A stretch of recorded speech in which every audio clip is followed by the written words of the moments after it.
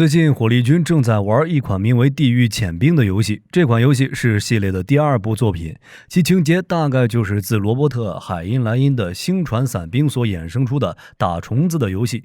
虽然有些平常不怎么接触电子游戏的观众们可能对此比较陌生，但是如果我说这部游戏是星河战队的精神续作，可能很多观众就知道我在说什么了。不过今天咱们并不是来聊游戏的，而是火力军我在游戏中发现了一个非常有意思的观点，拿出来和大家分享一下。这个观点就是坦克真的是可以被替代的吗？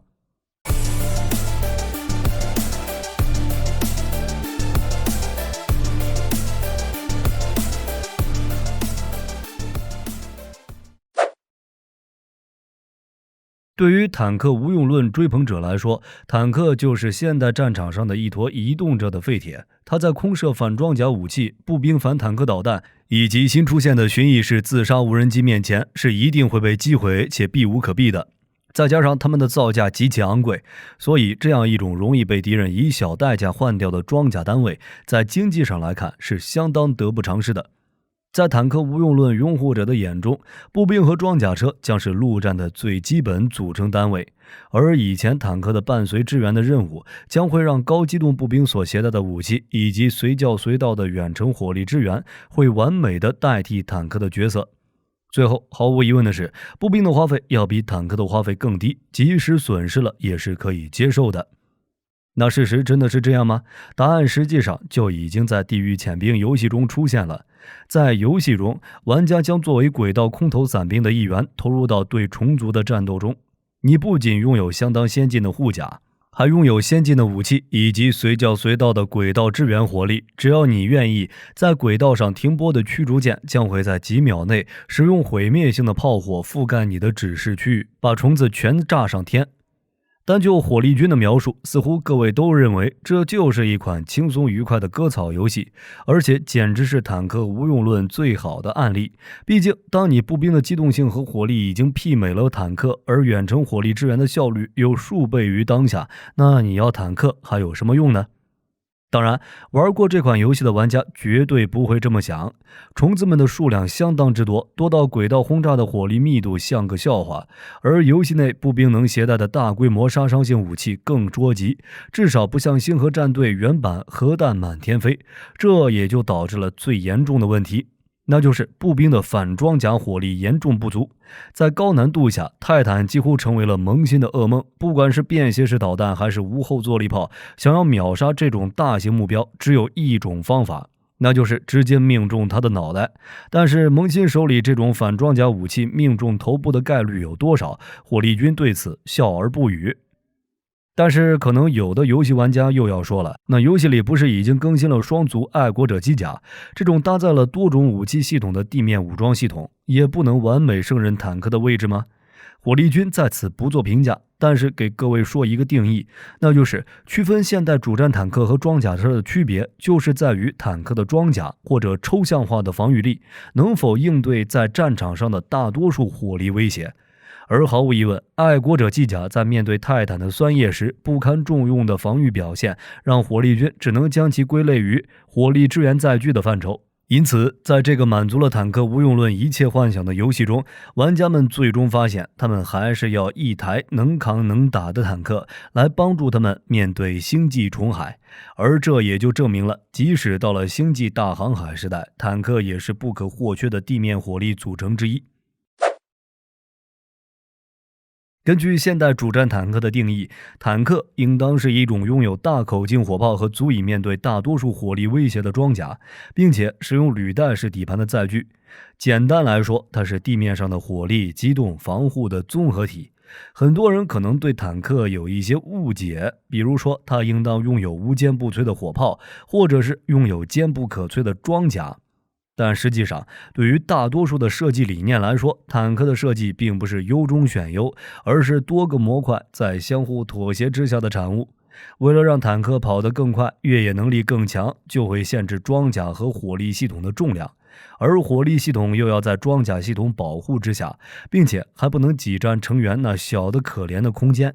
而装甲又要尽最大可能设计，来保证面对破甲弹和穿甲弹时一样可靠。总而言之，坦克的设计并不能面面俱到，只能在多个设计方向中选择看起来比较靠谱的那一种。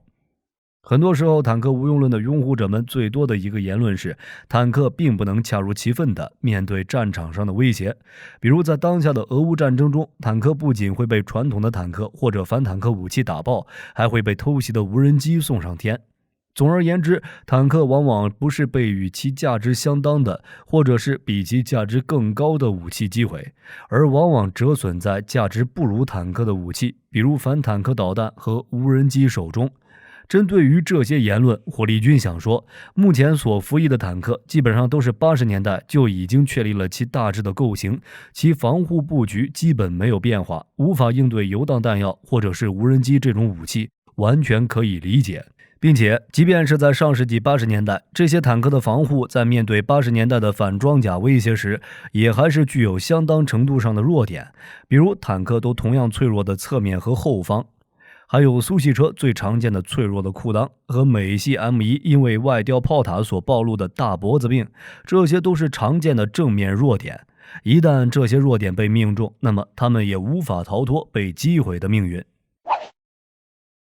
对于当下的坦克无用论，还有一点非常好笑，这就是舆论所起到的放大镜的作用。还是以俄乌战场为例，不管是俄军还是乌军，我们都能从其社交媒体账号、官方网站或者是其他媒体的报道中，发现其使用各种武器花式击毁敌军坦克的视频。说出来可能各位观众不信，就是这些视频大大加剧了各位对于坦克是非常脆弱的印象。不过这只是一种幸存者误差罢了。就像机翼中弹的 B-24 永远不可能飞回基地，而基地能统计的 B-24 一定是机身中弹一样。同理，比如一个反坦克小组使用无人机攻击坦克，那些被干扰器干扰、自己操作失误撞树、被坦克成员开枪击落，或者干脆被坦克机动躲避掉的 FPV 自杀式无人机，这些镜头一定不会出现在 Telegram 频道的坦克击杀集锦中。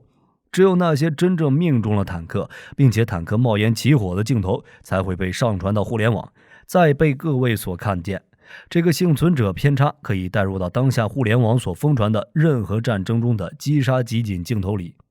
比如哈马斯经常在废墟里使用火箭筒袭击 IDF 坦克的视频，近距离使用火箭筒进行人力反坦克，一旦被发现，后果可想而知。而伴随步兵的步枪扫射只能算幸运，如果被坦克调转炮口来上一炮，只能说当场人间蒸发。而那些在半路上就被拦截的，那些开火没有打中的，或者开火打中了 IDF 坦克但是没能跑掉的，这些镜头都不会出现在哈马斯发布的击杀集锦镜头中。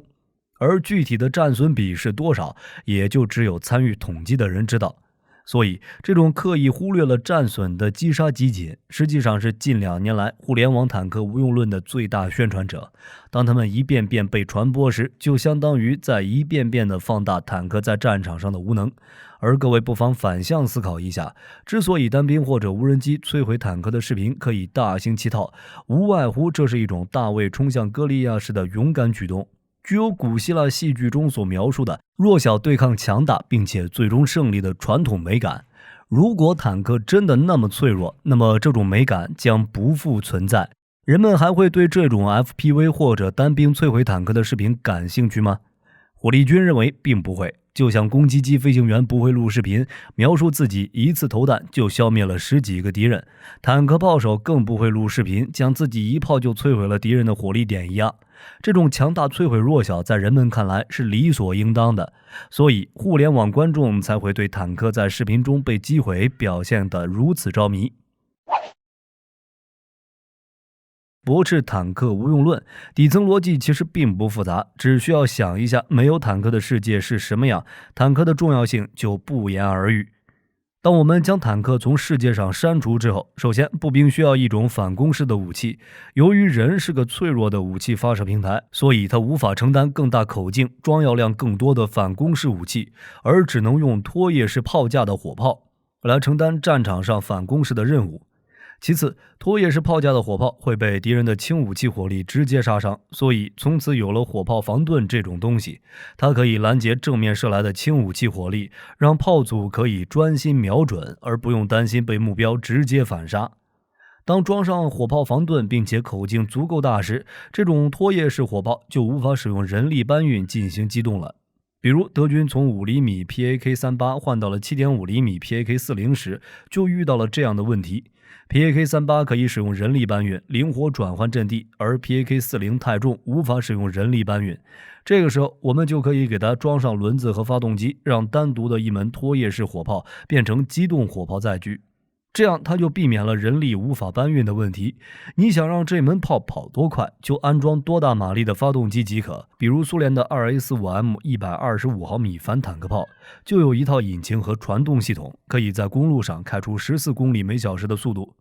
好了，你现在有了一种可以依靠自己的动力来机动行军和转移阵地的自行火炮，那这种使用轮子的自行火炮免不了陷入泥地，想要在泥地上行动自如，一套履带系统当然必不可少。最后，你设计的这种步兵火炮既然都有了一套完整的履带系统了，那么它所提供的冗余载重能力是不是可以用来往上面安装更厚的装甲，提高生存能力呢？那既然你拥有了这样一种所谓的机动步兵炮，敌人自然也有这样的武器。想要摧毁敌人的机动步兵炮，你就需要动对动观瞄系统和可以击穿敌人机动步兵炮的穿甲弹。好了，那么现在我们得到了什么呢？恭喜各位重新发明了坦克这一地面霸主。即使它不再被称为坦克，它对于传统陆战环境的统治力依然不会改变。好了，这就是本期视频的全部内容。如果各位观众还有需要补充的，欢迎在评论区中和大家一起讨论。我是火力军，咱们下期视频见。